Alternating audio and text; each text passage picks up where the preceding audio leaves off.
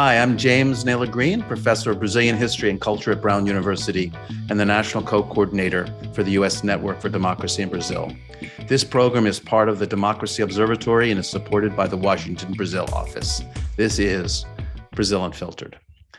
Today, I have the pleasure of welcoming Rafael Ioris to Brazil Unfiltered. Rafael is a professor of Latin American history in the history department at the University of Denver and a researcher at the Institute for the Study of the United States and Brazil.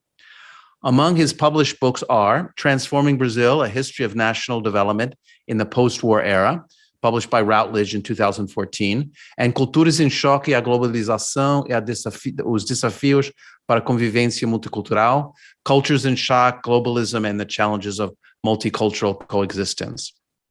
He is also the co-editor of Frontiers of Development in the Amazon, Riches, Risks, and Resistance, Lexington Books, 2020. And his most recent publication in Portuguese is Amazônia no século XXI, Trajetórias, Dilemas e Perspectivas, Amazon in the 21st Century, Trajectories, Dilemmas, and Perspectives. He has been a visiting professor at the Institute of International Relations at the University of São Paulo, where I had the honor of being there as a Fulbright Fellow this last semester, and at the Institute of Advanced Studies in Latin America at the Sorbonne University in Paris. He publishes regular pieces in multimedia outlets in Brazil and the United States on topics on U.S., Latin American, and Brazilian relations, Brazilian foreign policy, and U.S. politics. He is currently a non-resident fellow at the Washington, Brazil office in Washington, D.C. Rafael, welcome to Brazil Unfiltered. Thank you so much, Jim. It's a real pleasure to be here. Great. So let's just jump right in and talk about the political situation in Brazil and the upcoming elections. What is your analysis of what's going on? So I'm actually speaking from Brazil at the moment. I'm in Belo Horizonte, where I've been sort of, traveling around the area in the last 3 weeks, and I am growing concern actually. So it's something we have been monitoring, including in the Washington Brazil office, of course, right, for a while now, and we all share concerns. So I think that things are getting a little more heated, especially with the current rhetoric coming out of Bolsonaro's presidency, and himself especially, leading to some accusations of increasing the threat that he would not accept a defeat, which seems likely from the electoral polls. So I think it's going to be very sort of heated in the next couple months, and we're going to have to monitor closely, including us from interested in democracy in Brazil from abroad, in partnership with all the democratic forces in Brazil, to continue to be very, very involved in monitoring things and hoping that the voices from the democratic actors from all different strains and political inclinations in Brazil are together and unified in supporting the institution and the institutional democracy here in Brazil and the culture of democracy, which has been under threat for several years now. So recently, Bolsonaro gathered together the foreign ambassadors in Brasilia at the presidential residency and lectured them about the threat of the electoral ballot, the electronic voting system in Brazil, and basically warned the foreign diplomats of the danger of fair and free elections, which seemed, from all accounts of those who interviewed these ambassadors, to go pretty badly for Bolsonaro, that they didn't really take to his allegations. And so how do you read the international public opinion about the election so far in terms of the different countries in Europe and in Latin America and in the United States? So I think we should see that as a silver lining in a very complicated situation, right? And as you said, right, we based largely, most of us in the United States, but also people in Europe, have been paying attention from civil society organizations, academics like ourselves, and of course now even diplomatic corps, right? What Bolsonaro has been doing in terms of his diplomacy is really an aberration in the history of the diplomacy of Brazil. Brazil has been a very respected nation in the world stage as a not necessarily always democratic, but as a sort of a moderate actor that supports institutional organizations and multilateral decisions and resolutions of conflicts. And Bolsonaro, from the start, he really provoked some he started eroding that tradition and that image of Brazil, in the global stage. That was added, to the issues of environment, including the Amazon, right?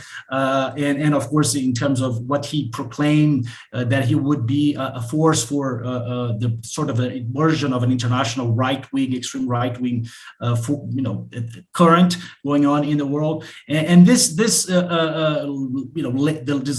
last iteration that he did with this meeting, gladly was not well received by diplomatic corps based in Brazil and the media, outside of Brazil. So we see that as, I see that, and I think, democratic forces in Brazil and outside of Brazil see that as a silver lining and things that promise openings, right, for continuing engagement with this actor, so that we could really act together to if it comes to the fact that he actually would not accept defeat, that it only becomes an attempt, but not really fulfillment of that sort of course of action. So he sounds like he's following the playbook of Donald Trump. He has been copying Donald Trump for quite a while now. Part of the playbook is before the elections declaring that if he's not elected, it's obviously going to be because of electoral fraud. But the discussions in Brazil among democratic forces are the fear of actually some kind of coup. Now, the last coup in Brazil was in 1964, and the military came to power and stayed in power for 21 years. What are the possibilities of some kind of extra legal action that might take place in the context of the elections, either before or after the elections? Yeah, I think the similarities with Trump are very strong from the beginning. I've written some pieces on that, academic and op-eds in some different newspapers, from the rhetoric, from the style, from sort of the way to really govern from his own base, basically, right? That's all that both have tried to do, to really and keep them very active through, this extreme rhetoric that they both have professed continuously. And now, of course, promising to do what Trump did in January 6th of 2021. The big difference is that, of course, in Brazil, the armed forces have been historically a much more active in the political sphere, actor than in the United States. More at least on the forefront. They have, of course, intervened in our democratic institutions, recurrently. As you mentioned, the dictatorship that lasted over 21 years, that started in 64, and the government of Bolsonaro, he himself being a former military, but beyond that, right, he has brought a lot of active and retired, generals and many other officers to government in a sort of an unprecedented scale in a democratic regime, semi-democratic, I guess. We need to still have a label for what's going on in Brazil today. So that is kind of a decisive factor element for what's going to happen. It's unclear, and it's very hard to know, right? Where the top command of the generals are along with that. Of course, he has some key generals on his side. I mean, his vice president candidate is Braga Neto, the strong general in Brazil, and has all the generals aligned with him, and that even espouses similar rhetoric. But it's unclear if he has the entire support of the armed forces. So I think it's very unlikely we're going to see something like the 64. I think we're in a different situation domestically in Brazil. We're in a different situation in terms of no longer in a clear Cold War or the traditional Cold War experience we had in the second half of the 20th century. So it's a little weird that we would see that. But I am concerned about levels of violence. He has support in some militias that have elements in the military police, the civilian police, in the armed corps as well, in the army, as well as just kind of people with guns in Brazil, which is a very new and concerning trend that has happened in Brazil in the last few years. So I am concerned that some episodes of violence could emerge. If he's going to fulfill, to really be able not to leave office, it's really kind of, really strange to imagine that. I think perhaps what he's trying to do is bargaining and negotiated, exit. He would threaten not to accept the results and create a stalemate, and it would be an unprecedented kind of stalemate, sees the redemocratization in Brazil, what to do in that case. And maybe some sort of pact is going to have to be organized between, Lula and a coalition of democratic actors likely to win the election, even though I do think the second route might be a little, not tight, but a little more concerning, if Lula is not able to win in the first round, which would be a little more sort of encouraging in terms of having the popular, legitimacy to really pressure him to step down in January. So I think he would negotiate maybe an amnesty for the many, many crimes that he and his family, his sons have been involved for several years, including now, of course, in the presidency, the many, many things that he has done. He has a legal investigation in international courts, from because of the damage he did during the pandemic here in Brazil. legally, people have said that he is behind some sort of genocide because purposely acted not to provide, the vaccinations and this healthcare that the country needed.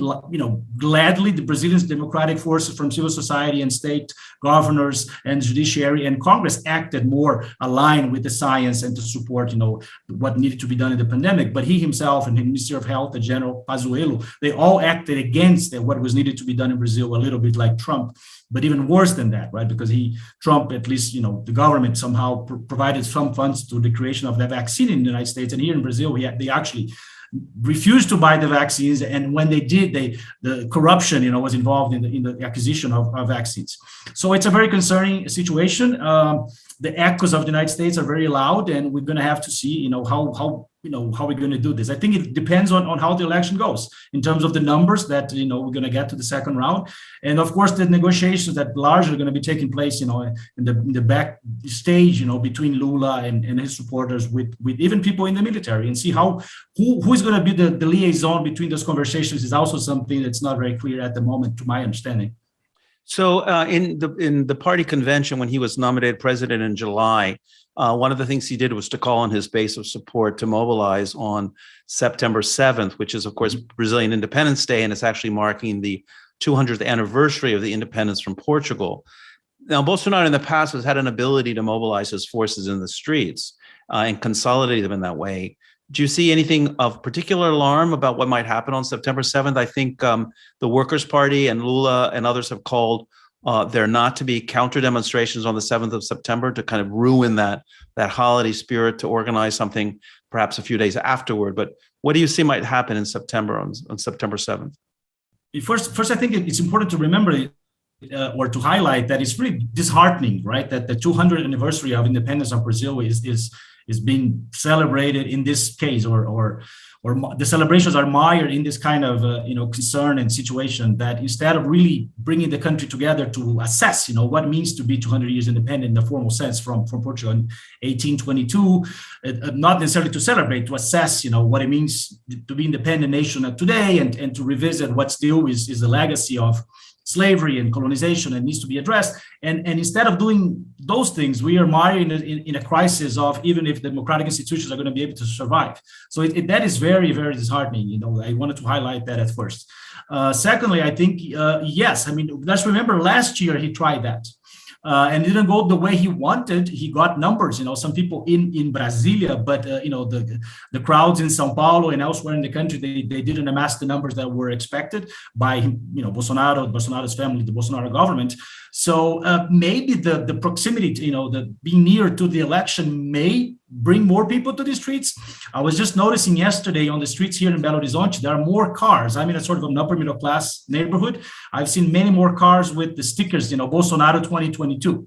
So I think it's starting to have a little more, organization by his supporters are going to be a little more mobilized. Maybe, I don't know if they're going to take to the streets in the September 7th, but they're going to work very hard to get those numbers right in the streets. I think it's very wise of Lula and others to not, counteract on the same day to prevent violence. Again, I think things are scaling up here. When we had a murder of a member of the PT in Foz do Iguaçu, I think a couple of weeks ago, right, by a Bolsonaro supporter. There was a horrible incident, and similar things could, of course, sort of happen elsewhere in the country.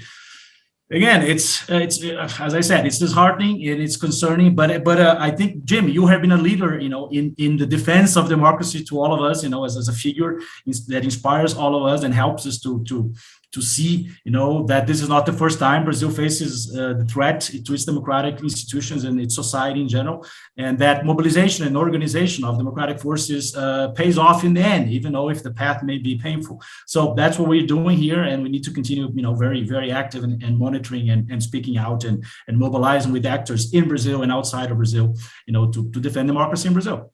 So you mentioned, and we talked a little bit previously in this conversation about the 1964 coup and the fact that the United States unfortunately supported the overthrow of the João Goulart government and gave active support to the military when it came to power under the Kennedy, the Johnson administrations, and later under Nixon. It seemed to be different today. What's your assessment of recent statements by the Biden administration regarding the elections and the situation in Brazil? Well, with the Biden administration, first I wanted to, as a Latin Americanist, in general, I think it has been a little just, not very exciting in terms of its policies to Latin America, right? The changes have not, the changes that he promised in the campaign that he would really revisit, the problems of immigration and it's kind of tone with Latin America are falling short, right? We haven't seen much of that. In terms of Brazil, I think it's also a mixed record. We've seen some interesting signals from that the United States believes which we, and he should, the United States should believe, right? And all people should believe in the fact that the elections in Brazil are conducted in a very, very fair way. We have a history. Brazil used to be seen in a world stage, right, as a country that was one of the first that innovated, that provided electronic voting, throughout the country, which is a very vast territory, including, the jungle in the Amazon. It's very safe, and the elections are trusted here in Brazil. There's an entire monitoring, independent agencies that monitor elections in Brazil, different from the United States, right? There's a judicial electoral forces and judges that are not party aligned, or didn't used to be at least, right, that monitor elections. So we should all trust elections in Brazil. So this narrative that we should not trust elections is new, and is part of this, undemocratic or anti-democratic forces in China eroding the legitimacy of democracy in Brazil. Again, it's a little echoing things that happen in the United States. So the record from Biden is a little kind of mixed in the sense that, in the formal diplomacy, they have met, including recently, Bolsonaro and Biden met themselves in LA. And of course, they have to shake hands and they promise to work together. And I understand that needs to be done.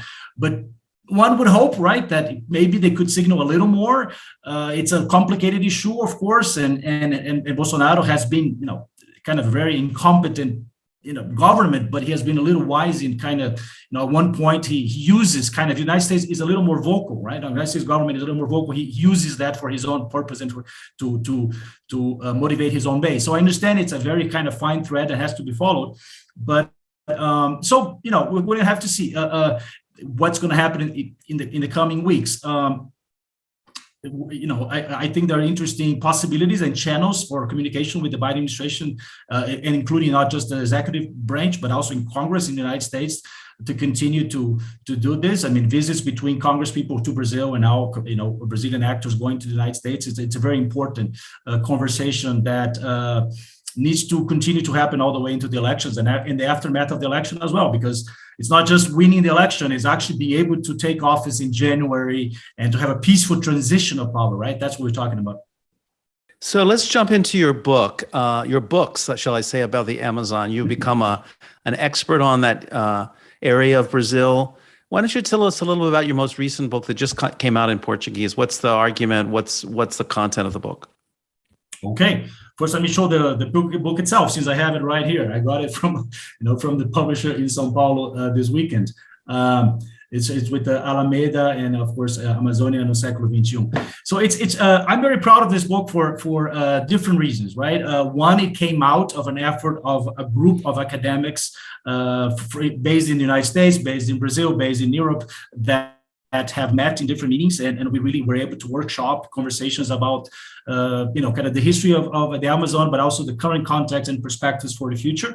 And then in the making of this book specifically, we published another book related to the Amazon in English a couple of years ago, and it's a little more academic in itself. But this one we actually included and we broadened the scope of the book. So it really truly is an interdisciplinary piece in the sense that we brought people from very different disciplines, from history to political science to anthropology to geography to international relations to the studies of defense, and in different stages of their careers. And again, some of them were able to participate in some workshops, and others we invited later to join the project. But we also included artists, filmmakers, militants, activists, indigenous voices, peasants in the Amazon to be interviewed or to actually publish and provide materials for the book.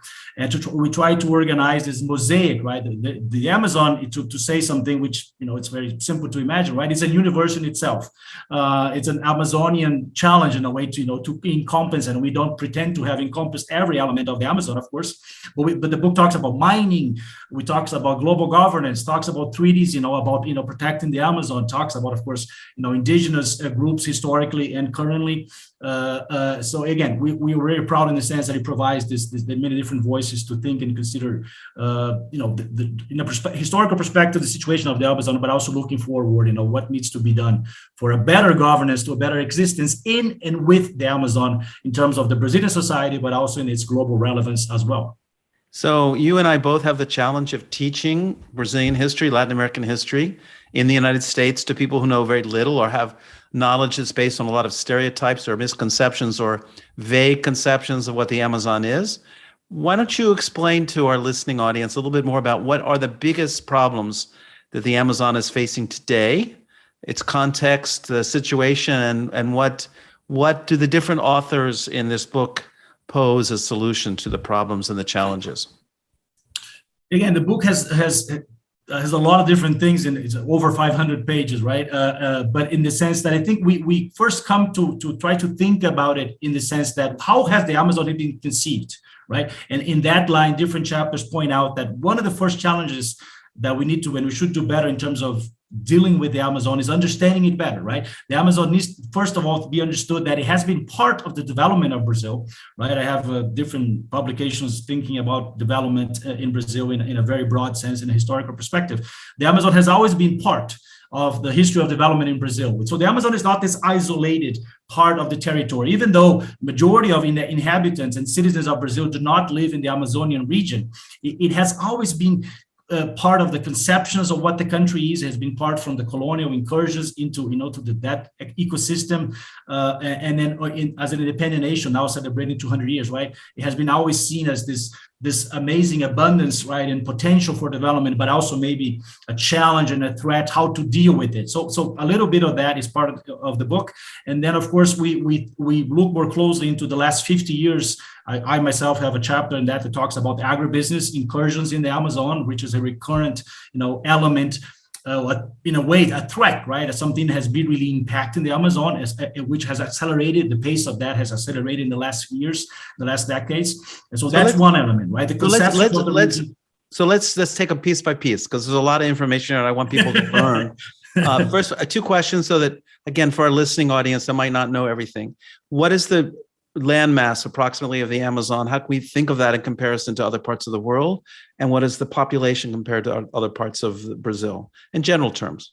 Yeah, well, the Amazon is over the half of the territory of Brazil, right? So Brazil is bigger than Western Europe, actually Europe in itself. So we can think that Amazon would fit kind of like Western Europe in terms of size, right? So it's huge and it's very diverse. That's another element. The Amazon is not one single thing. The Amazonian challenges include mega cities. So the Amazonian challenges include a lot of big cities with problems of an urban environment, like sewage and pollution and poverty and slums and governance of that. At the same time, we also have, right, the indigenous populations. In terms of ecosystem, is also not a single thing. There are kind of fields in the Amazon that could actually include, agriculture if it's done in a sustainable way, one would hope. But it also has a traditional image of jungle, right, where the use of those resources would have to be a little more done in terms of protecting the trees and use that in a sustainable way, like seringueiros, right? People with their rubber tappers have done very, very sustainably, for a long time. So it's very large, but it's also very diverse. In terms of population, it includes, about 10% of Brazilian population. So, but again, the region itself, it impacts the country beyond its own sort of, physical size, in the sense that, of course, there have been recurrent projects to impact the Amazon in different ways. We can think of the Zona Franca, right? This industrial, attempt to modernize the Amazon by actually producing industries there. And that has a very mixed record, a mild record in terms of how it has been conducted, and it could be done better. So again, it presents all those different dimensions that we need to consider how we think about it. So the first thing you mentioned, actors as well, right? The first thing you mentioned was agribusiness. So tell us about the problems of deforestation and agribusiness and its impact on the environment and impact on the people living in the Amazon region. Sure. So again, it is especially on the sort of border regions of the south of the Amazon, which would be north of Mato Grosso and Pará, right? Where we would see not necessarily good soil for agriculture, but we would see regions where you could actually have, production of scale of agriculture, that those are being parts more impacted by this idea of expanding the agriculture frontier. This comes out all the way from, it goes all the way to the mid-century, kind of expansion to the west, but it really picks up momentum in the 70s and then now again more recently in the 90s and the early 2000s. And it has been done by different actors. On the one side, it's true that sort of small farmers have, sort of tried to, find a way to survive there, poor small farmers. But overwhelmingly, the destruction has been done by really mega projects, from including large, economic actors in Brazil, such as banks, which were really given grants of land in the 70s, to be able to they use that actually for tax purposes, but also to, have big farms there with cattle and soybean. So that has been also more and more damaging, as well as the lumber, right, timber production as well, especially in Pará, which is tied to mining from complex, but also to kind of just mining in a more sort of scattered fashion. So again, the different things act together in many different ways. And more recently, what we have seen is the expansion of that done in a more overtly illegal fashion. Just to give a few numbers, in the last several years, incursion into indigenous reservations in the Amazon and protected areas have increased fivefold in the indigenous areas and threefold in the protected areas, and largely done illegally. Because of course, the challenge of the Amazon include also the challenge of democracy in Brazil. So the Amazon, in a way, is kind of the crux of how we could see and think about the crisis of democracy in Brazil today. And the only way to actually find a better way, more sustainable way, and more democratic and more inclusive way to think about development, right, in the Amazon, by listening to local voices, by the different actors that need to be heard, not just the industrial owners of the industries in Manaus, in Zona Franca, but actually indigenous actors and poor peasants and farmers that legitimately, right, went there to find a way to survive. How do we do that? It goes through restoring democratic and preserving and reviving democracy in Brazil, to strengthening actors of governance, including the federal government, right? That needs to be a key actor. We can think about global governance in many different ways, including environmental global governance, where the Amazon has a center place. But the main actor that's going to be the one that needs to be involved in rethinking, the situation, environmental and human situation in the Amazon, has to be the Brazilian government, because it largely, most of the Amazon is in Brazil. And if the Brazilian government can act more democratically, more inclusively, more sustainably, it's going to be the main force to be able to do that. I just want to go back to say that much of that also agrarian problem, right? The expansion of agriculture frontier into the Amazon was also an expression which ties to this idea that the Amazon has always been part of Brazilian history, right? Developmental history of Brazil. It's really closely tied to the lack of land reform elsewhere in the country, such as in the Northeast and the South of Brazil as well. In the 70s, the idea that, some of the generals of the dictatorship had, that we need to take people with no land from the South and put into the Amazon where there's too much land and no people. First, that's a misconception, because there were people in the Amazon, and people that needed to be sort of given land in the South, they were looking for land in the South. Land reform had been provided to them legitimately. Land reform had been provided to them. We wouldn't have, much of those kind of perception of how we would develop the region as it's this empty land that would need to bring people to do things in their own ways, not really understanding the environment and not really understanding, of course, how local actors in the Amazon have been survived for generations. So the project of the military dictatorship from 64 to 85 in part was to move populations from the Northeast to the Amazon region, to develop highway system to allow there to be access to areas, and therefore also to be extracting goods from the area, lumber and mineral and other resources from the area to the frontier, to the coastline of the country. But this is a policy that has increased very significantly in recent years under Bolsonaro. What has been his very specific policies towards the Amazon? Well, there's this perception in the Bolsonaro government, but beyond, in the sense that actually the core of the military, they just published this Plano Nação, this document that, how they conceive development for the next 30 years in Brazil, where one of the things concerning regarding the Amazon is that they complain in that document that the Amazon has been defined by too much legislation, environmental legislation and protection, since the redemocratization in Brazil. That's very concerning. It really reflects this old thinking of the military in terms of the Amazon as this empty place that needs to be top down, right, resolved by top down policies with mega projects. There are not too much legislation in the Amazon. We need that legislation. We actually need to strengthen and to improve the legislation. We have some good legislation, but we have demobilize actors to protect and to implement and to enforce the legislation. So that has been part of the logic of the government of Bolsonaro, including beyond, the executive branch, but the armed forces in general. And Bolsonaro has gone even beyond that, because he has actually, he asked people to put fire in the jungle, right? He professed, please go and set the forest on fire, because that's what we need to do. He has portrayed... just 1 second here, just so that people understand that.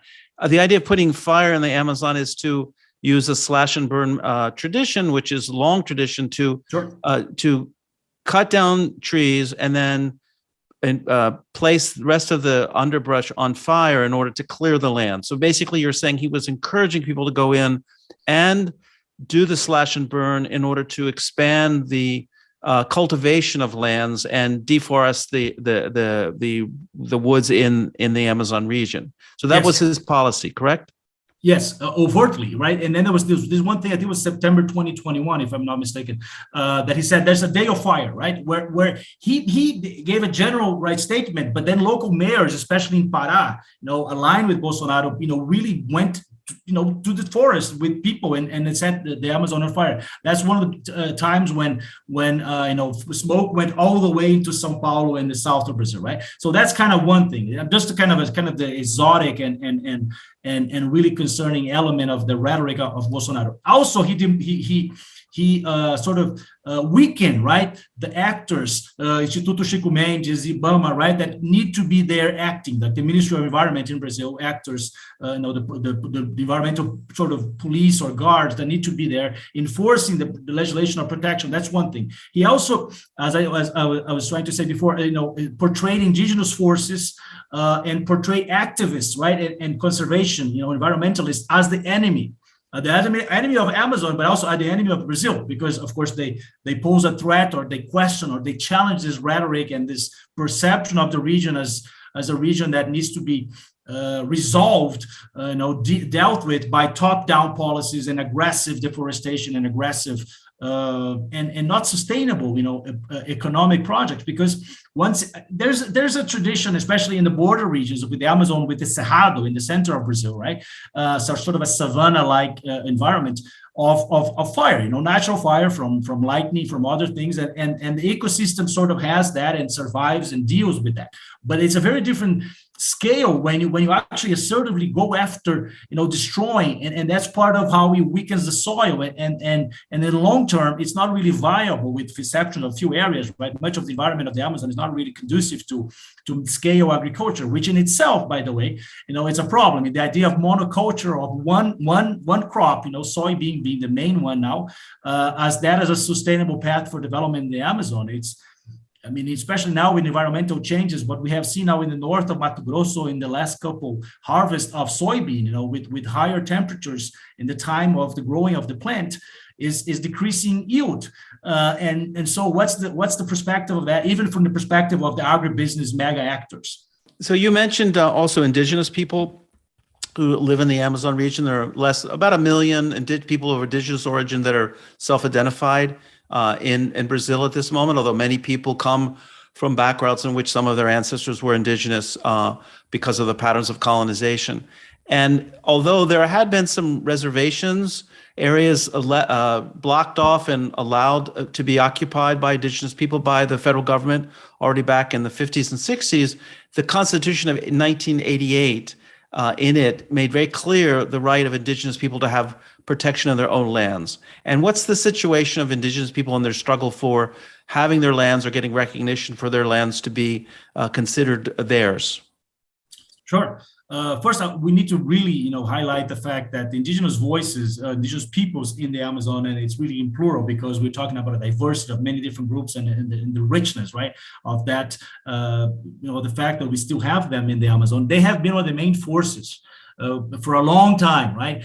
In terms of defending their own territories, their own culture themselves, but also the region. We do have numbers that show that, in the areas where they actually live, the Amazon is much better protected in the neighboring areas. So we need to really highlight that. And more recently, but starting already in the 70s and the 80s, in the constitutional writing process in 86, 87, 88, they really were at the forefront of talking about environmental, issues and indigenous rights with a key factor in opening, right, a wider conversation about environmental issues in the country and even in the world. And more recently, they have been very, very savvy in being able to establish ties, right? Since we're talking here in a media that brings together, academics and activists from different parts of the world to defend, democratic elements and conservation and good things in Brazil, they have been very savvy in articulating their voices with international actors. And we need to highlight and continue to engage with them. And actually, in many ways, listening to them, to how they speak about the region and what they see for the region.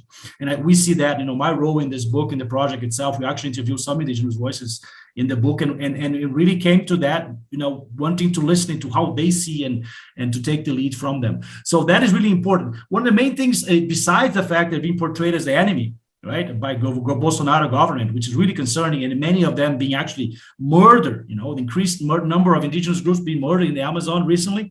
During the Bolsonaro period, 23 indigenous activists have been murdered, which is, 3.5 years, which in itself is horrible.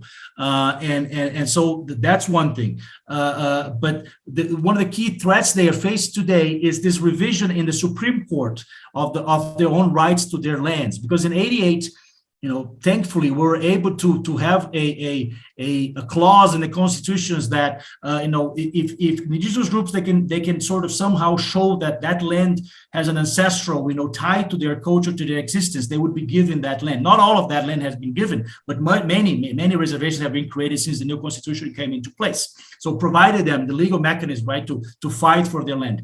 That there's a revision now at the Supreme Court, which of course is espoused by agribusiness actors and the Bolsonaro government, and pressure in the court, to be able to revisit that clause in the Constitution and to actually put a limit.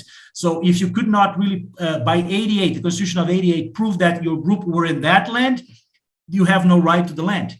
Right? It's called marco temporal, the sort of timeline, the proof that you have to do in 88. And of course, it's not always easy for people, to somehow show that in a specific moment in time they were there. They can say, it's part of our migratory process in that region. So it's part of our culture, our existence, our traditional existence, but not specifically in that date we can prove we were there. So it's a situation we need to continue to be mobilized in support of indigenous rights and environmental causes in Brazil, today. So, going back to the elections, and as it relates to the Amazon, two main candidates, Bolsonaro and Lula. The polls continue to place Lula ahead. Let's suppose he wins the election. Has the Workers' Party? What's the Workers' Party's positions about the Amazon ban in recent years? I know at another moment in the past there was a force within the Workers' Party that really prioritized developmentalism over sustainable growth in a way that really protected the environment. What's been the discussion within the center left in recent years about the Amazon, and what might you expect of the new government if Lula is in fact elected? Yeah, I'm gonna. I haven't seen any recent publication in terms of what's the formal position of the party, so I cannot speak to that. But I think, and it's a little bit of my hope that the government sort of heard a little bit more of these voices, environmental, indigenous voices recently, and at least could be a little more open to revisit some of its traditional positions. We need to remember, and it's part of actually my chapter in the book, the fact that Lula kind of, acted as a poster boy, for agribusiness in Mato Grosso. He actually was very proud of this expansion of soybean production with Blauro Maggi, which was the governor, right, of Mato Grosso at that time. So, there were some questions of that kind of perspective, right, of the Workers' Party, of the Lula government in terms of, the relation with agribusiness and environment at that time. I think now Lula has signaled in some, pronouncements, not formal writing pieces of the party that I have seen, but he said, he wants to listen and be more closely, tied to environmental indigenous forces. Belo Monte was another sort of very, very questionable experience, doing the Workers' Party, kind of policies to the region, which is this big mega dam, which had environmental impact, but also, indigenous voices in that region were very concerned about the construction of that dam. So again, I think many things, the democratic forces now represented by Lula and the Workers' Party in a new government could be revisited, and I think they're open, right, to work more closely with these forces, especially if it becomes kind of an alliance, broad alliance of progressive forces in Brazil. But again, just kind of to be a little, more ahead, it's going to be a very challenging government, right? Assuming Lula actually takes office, it's going to be a very challenging government in many ways. There'll be a very strong opposition, from the right-wing forces that are very mobilized in Brazil. So we need to be a little more realistic in terms of how much different, things are going to be able to be done, or if these issues are going to be at the forefront, given that many other issues, the economic situation, inequality, poverty, all of those things are going to be, much more there, or the sustaining, right, the possibility of actually staying in power and sustaining democracy. So it's going to be a very, very big, a list of things to be done. One hopes that, again, one good thing is that we see many more indigenous voices in politics more recently, mobilized broadly in society, but also in politics. When I was in São Paulo this weekend for the launching of the book, their signing of the book, some indigenous people came to the meeting. Sonia was actually not able to do, Sonia Guajajara, which is interviewing the book, because she was actually campaigning for the Chamber of Deputy in Brasilia. She ran last election. She was not elected. She's trying again, and many other, including women, especially women, are running, right, for posts in government. So that is interesting, and it's of course heartening, and we hope that some of them are able to come to office and going to be more active, involved in trying to push for policies that support rights of indigenous people in the Amazon, people in general, progressive forces in the Amazon, environmentalists, but also poor people in the Amazon in general. I've noticed in observing and living in Brazil for 45 years, a real shift in the sense that in the coalition that was built against Bolsonaro, the different forces that had been demanding democratic rights all came together and have sewn together a kind of narrative which denounces the racism, the sexism, the misogyny, the homophobia, the attacks on the environment. And you see the attacks on indigenous peoples. You see a growing unity among these anti-Bolsonaro forces in the country who are supporting mostly Lula. Some are supporting other candidates. So one would think that perhaps this kind of sentiment, this coalition, if Lula is elected, would continue in some way. I believe that Lula has mentioned that he plans to appoint a minister of indigenous affairs, which would likely be an indigenous person, one would think. And he's certainly going to increase the power of the sources that are doing the environmental policing of the laws in the Amazon. Those are two things that I think he's made clear statements about. But I think you're right to have a question mark about that, because it's not clear what will actually be happening. We also have to consider what the kind of Congress will be when the elections happen. If it will be a center-left Congress, center-right Congress, or a Congress that has a majority in the right with support from Bolsonaro and those forces that supported him over the last 3.5 years. One final question has to do with international concerns about the Amazon. In 2019, soon after Bolsonaro was elected, the Amazon exploded with fires, and it caused huge international concern.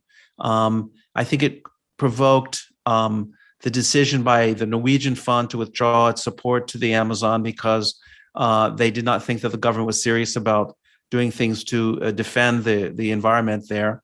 It also caused kind of atritos, conflicts with Macron, the president of France at the time. What is the dilemma, or how would you talk about the international interest in the Amazon vis-a-vis Brazil's desire for sovereignty and national autonomy? I think that's a very interesting question. Let's kind of recap a little bit, right? Even and maybe even very strongly, in the forces on the left in Brazil. And again, they have been represented in many ways by the defense of nationalism and national development in Brazil, center left, the left, they have been over time, over the course of the 20th century, they, especially more recently, they have been protecting of this. So the way the left has even, fought for redemocratization in Brazil, was tied in the idea of the redemocratizing Brazil in a way. And since the 90s, I think it's interesting how we have seen growing mobilization for environmental causes globally. And the Amazon is part of that, right? I mean, we think of Rio 92, where Rio was at the front stage, Brazil was a front stage to talk about this. And in many ways, until recently, until Bolsonaro government, Brazil was a key actor, right, in global discussions, for environmental policies. Brazil was always heard and invited to be part of the conversations because not only the Amazon, but also because Brazil had important actors, right, and had a conversation and a good dialogue. But it's not always smoothly done, right? It was this interesting. There are forces that have this sort of traditional nationalist force that only had Brazil is Amazonia is nossa, right? Amazonia is ours, and we are the only ones that need to be concerned, and the only ones that need to be, even from the progressive side, concerned and do things for the Amazon. And I think that's okay. We still live in a world defined by nation states. So I think it's a little utopic to think that we're all going to have this democratic global governance. That's not going to happen anytime soon. So it's fine. And I think the idea of sovereignty and it's still going to be with us for better or worse. And that's why I said before, a better democratic, environmental, inclusive governance of the Amazon environmental issues needs to be largely defined by a democratic government in Brazil. But that should not be at the cost of the exclusion of engaging with progressive environmental forces from abroad.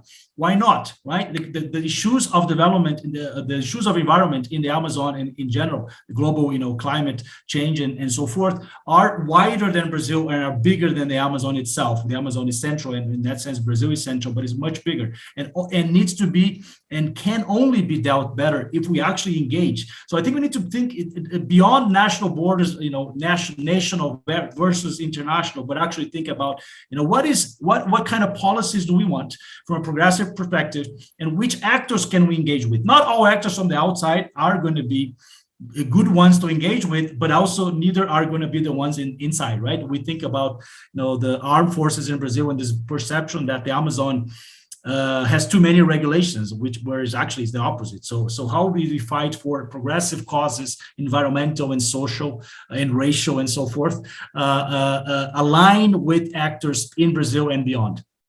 So, and finally, just are you positive or negative about the future? How are you feeling about Brazil this moment? Tough question, my friend. I think it varies on the day, and it varies on the issue. I'm I'm very happy with the publications of this book. So it got me in a good day, and I'm trying to be positive. And I actually take that from you in many ways. When we hold meetings and we talk, you always kind of bring this memory of your own activism, and that it in the long run it pays off. So I try to remember that and listen to words of wisdom of people that I of course admire, and I try to follow. But I think we are in a very challenging moment in Brazil and beyond. I think democratic forces are under threat globally. And we can clearly think of the case in the United States and in Brazil. Now, even Trump not being the presidency, Trumpism, right, is a strong force in the United States. Even if Bolsonaro steps down, eventually Bolsonarismo is going to continue to be a force in Brazil. So I think we are in a challenging situation that mired, right, with all these other challenges that complicate things, where environmental challenges are key beyond other, right? I mean, the problems of inequality growing in the world. So it's tough. I think one way perhaps to continue to have to stay in the fight is this, right? Is the engagement, is the dialogue, and to work together, that we can support one another when one is a little more down and the other one can come and say, look, let's continue, because first we need to do it. We don't have a choice, and we'll stay in the fight. That's great. So I want to thank you so much, Rafael, for joining us on Brazil Unfiltered today. It's great to have had you here. Thank you so much. So I hope you've enjoyed the interview. If you are watching on YouTube, don't forget to like the video. And if you have not yet subscribed, please do so. If you are listening on Apple Podcasts, Spotify, or wherever you listen to your podcasts, please leave us a 5-star review. It helps other people find the program. Have a great week. Until next time, até a próxima.